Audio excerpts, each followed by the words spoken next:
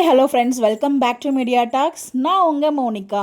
நம்ம வீக்கா வந்து பார்த்தீங்கன்னா ஃபர்ஸ்ட் டைம் ஒரு ஃபங்க்ஷனுக்கு அட்டன் பண்ணியிருக்காங்க. இதுதான் ஃபர்ஸ்ட் டைம் அவங்களது.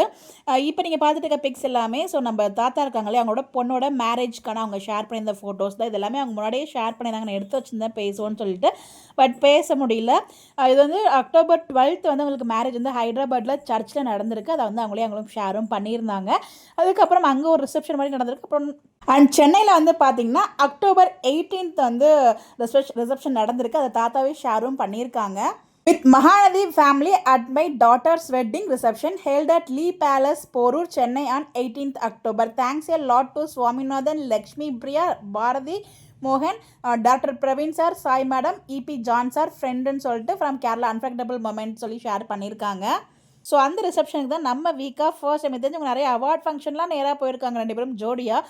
பட் இது வரைக்கும் வந்து பார்த்தீங்கன்னா எந்த ஒரு ஃபங்க்ஷனுக்குமே வந்து போனதில்லை, இந்த மாதிரி ஆஃப் ஸ்க்ரீன் ஃபங்க்ஷன்ஸ்க்குலாம்.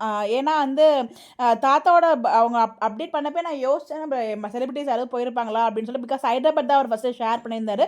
ஸோ மேக்ஸிமம் போகிறதுக்கு வாய்ப்பு இல்லை, நம்ம அதை வேறு ஷேர் பண்ணி எதுக்கு அப்படின்னு சொல்லிட்டு நான் அதை வந்து நான் ஷேர் பண்ணலை.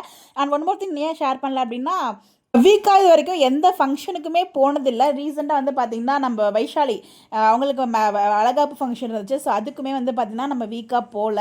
அதே மாதிரியே அதுக்கு முன்னாடி கண்மணி மனோகரன் அவங்களோட மேரேஜ்க்குமே நம்ம ரொம்ப எதிர்பார்த்தோம் அவங்க போவாங்க. பிகாஸ் அவங்களுமே ஆக்ட் பண்ணிவிட்டு உடனே அங்கே மேரேஜ் நடந்துச்சு. அதே மாதிரி வைஷாலிக்குமே வந்து இங்கே எந்த நினச்சி அங்கே வந்து வளகாப்பு நடந்துச்சு.